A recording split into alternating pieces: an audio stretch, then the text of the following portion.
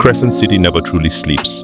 Even at 3 a.m., the streetlights flicker like tired eyelids, and the cicadas keep time like an old pocket watch. But tonight, the street is too quiet. A bus stop sits at the corner, rusted metal shining dim under a buzzing light. A lone man waits there, coat pulled tight, eyes half closed. He hums to himself an old blues tune he learned from his grandfather, a song meant to keep spirits away.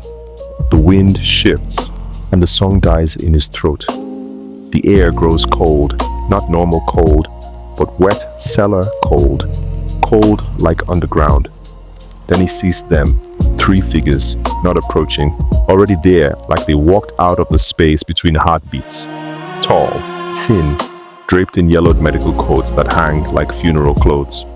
Their faces are covered, leather masks stitched tight, eyeless and expressionless. That night, Pimptress sleeps lightly, the kind of sleep a warrior has when the world ain't right. But somewhere between heartbeat and breath, she feels herself slip. The room dissolves, the air becomes warm and humid like a summer night after rain. The ground beneath her is red clay, wet enough to hold footprints. In the darkness, she hears soft humming, an old lullaby she swears she's heard before, but can't remember who sang it. Fireflies glow around her, forming a slow spiral of golden light. Then the ancestors appear, not as ghosts, not as shadows, but as women in white, barefoot and beautiful, their skin glowing like moonlit bronze, their hair wrapped, braided, crowned, their hands dusted with ash from sacred herbs. They stand in a perfect circle around her.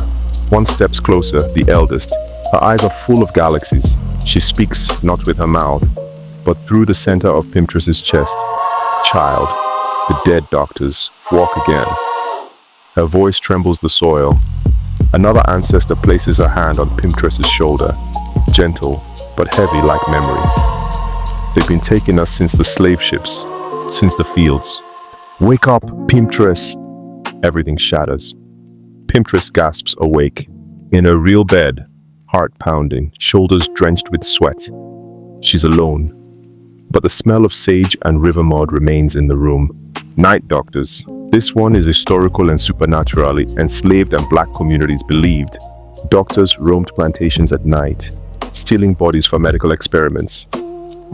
Because this actually did happen, the legend evolved into shadow doctors, or pale men in coats, who come only in the dark and cannot be seen in mirrors.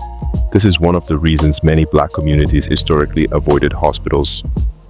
The night in Crescent City is suffocating. A storm rolls in, heavy and wet. Pimptress lies in bed, restless, a warrior whose dreams never truly sleep. But tonight is different. The air feels thick, the shadows feel alive. She is suddenly pulled awake, not by sound, not by touch, but by the absence of breath. The room is dark, but the darkness is wrong. It presses against her like something is moving inside it, folding in on itself. Then the whisper comes, not in her ears, but in her chest. The words land heavy, cold and sharp. It is time. Her eyes snap open. She can't move. The weight of something cold, presses down on her body, pinning her to the bed. She can't breathe, she can't scream. Her eyes flash gold as the spirit fire within her begins to stir. With a guttural scream, a Pimptress pushes back.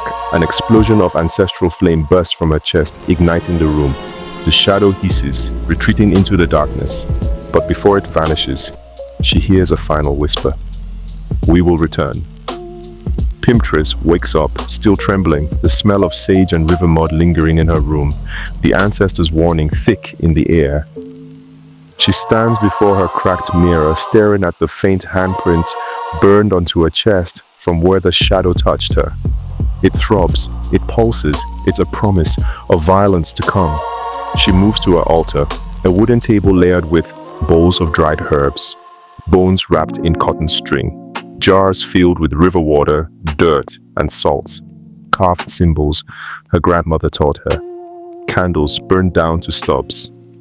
One by one, she begins to gather what she needs. Mullein leaves for protection from spirits, graveyard dirt to bind the dead, crushed peppers for strength, sweetgrass for clarity, her grandmother's iron key heavy with meaning, She mixes the herbs in a clay bowl, grinding them with the rounded edge of a stone.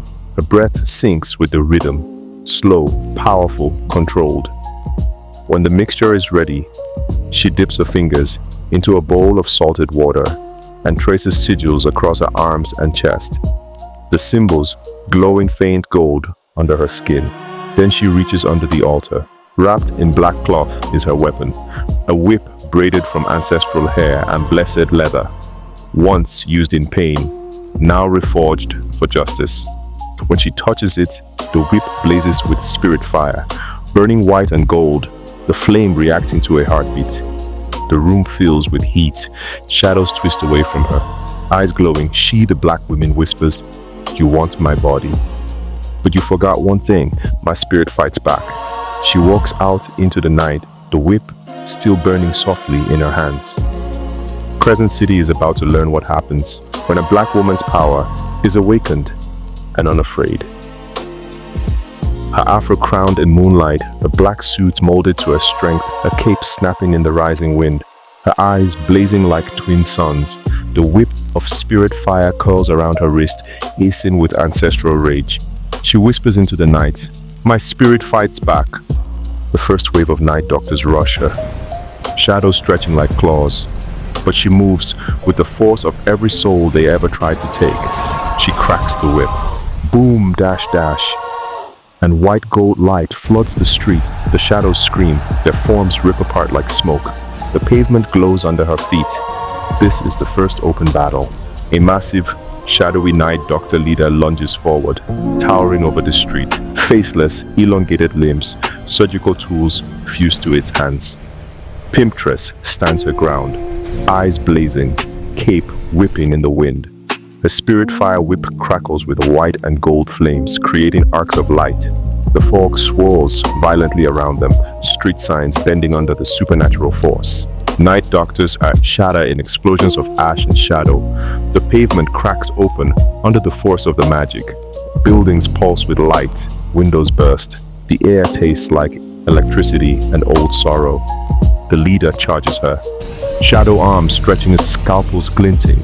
Pimptress draws every spirit, every ancestor, every memory of pain and perseverance into one breath. Her eyes go full white. Her cape fans out like wings. She swings the whip down.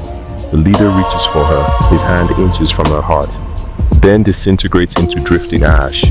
Silence returns. The fog lifts, and Crescent City breathes again. Pimptress stands alone, in the settling dust, cape-torn eyes dimming back to human. She looks over her shoulder toward the skyline. The city's safe tonight. She steps forward, flame fading.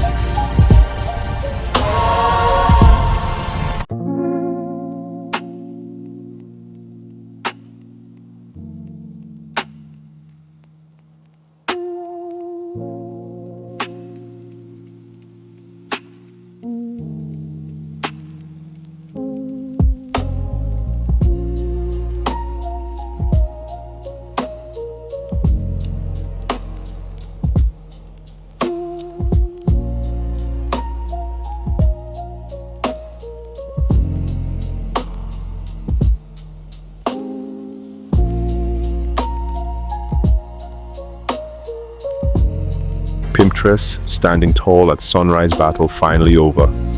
Her black tactical armor is slightly scuffed but glowing with faint ancestral energy. Golden morning light shines behind her, creating a powerful silhouette. The once chaotic city is calm. Emergency lights in the distance, debris settling, a sense of hope returning. Pimptress looks determined, yet serene, holding her head high as the protector of her people.